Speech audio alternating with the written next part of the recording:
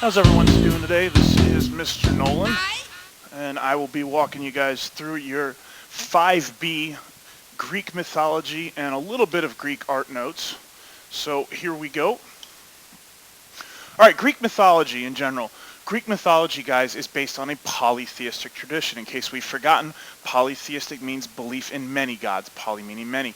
Okay, Greek mythology is an integral part of Greek life. It impacts their culture, their politics, their art. In classes the next couple of weeks, you guys will be looking at a lot of the different ways that it does this. The Odyssey, the Iliad, Oedipus, and all of those fun things like Hercules and Theseus. We'll be looking at all of those impacts of Greek mythology. Now, generally what you need to know here is Greek mythology and the stories about our gods and heroes are meant to offer explanations for things that the Greeks can't explain scientifically. So natural phenomena, human qualities, life events. Okay, my best example for this, guys, is Greeks couldn't figure out why we have lightning. So they create Zeus hurling lightning bolts from Mount Olympus. They don't understand why the sun rises in the east, marches across the sky all day, and then sets in the west.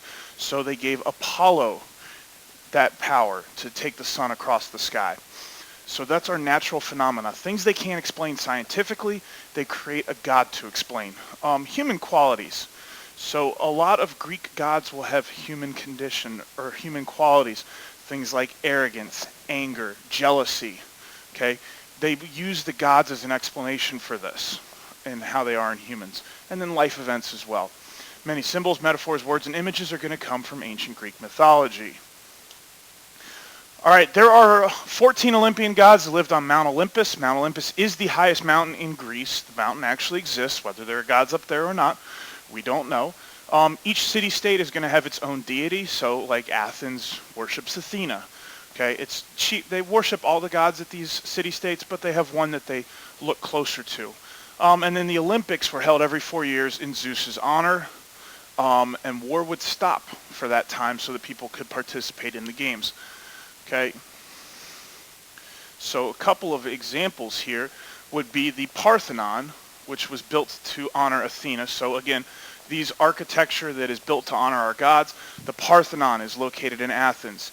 Okay, it honors Athena. It's still standing actually, and this giant sculpture here that you see was made by a guy named Phidias.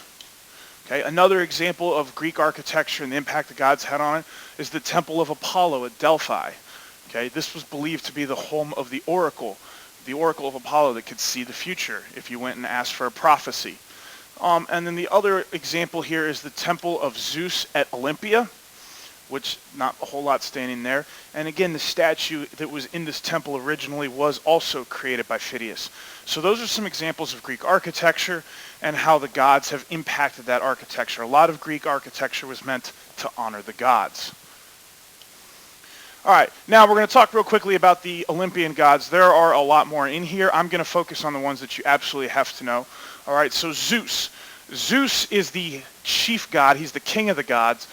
He evaded being eaten by his father Kronos. He won a contest with Poseidon and Hades to be the supreme ruler of the Olympians. He's the lord of the sky and thunderbolts. Okay, he's known and famous for having his affairs. There creates a lot of demigods or half-gods, a lot of sons of Zeus running around. Poseidon is Zeus's brother. He's in charge of the sea. The trident is his weapon. Hades is in charge of the underworld. He's also a brother of Zeus.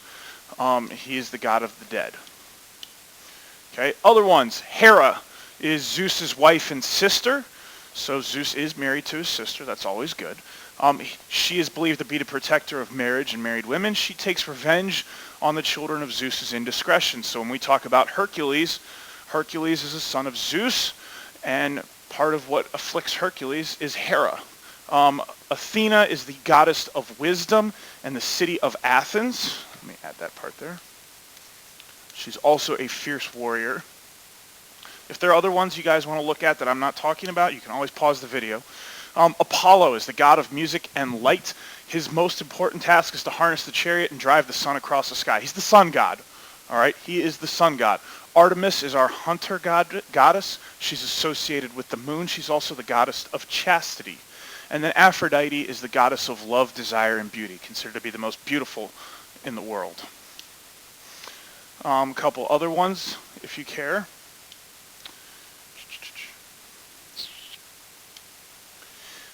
A couple of Greek heroes that you guys need to know. The first one here is Achilles. We'll talk about him here at some point in class. He's the Greek hero at the center of the Trojan War. He's the main hero in the epic poem The Iliad, which is about the Trojan War. Legend has it that he's a demigod and that his mother was a nymph who dipped him into the river Styx to make him impervious, but when she did it, she held him by his heel. And that is his weakness and eventually how he gets killed with an arrow through his heel. Another hero that you're going to need to know is Odysseus. Okay, Odysseus is the star of Homer's epic poem, The Odyssey. He's famous for the 10 years it takes him to return home from the Trojan War. So when we talk about those epic poems, the Iliad and the Odyssey, the Iliad focuses on Achilles and the events of the Trojan War.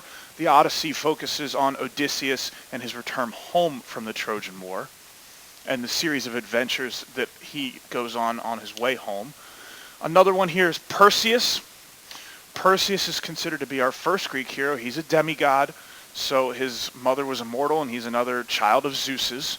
And he's the one who beheads Medusa and uses it to save Andromeda, most recently in that Clash of the Titans.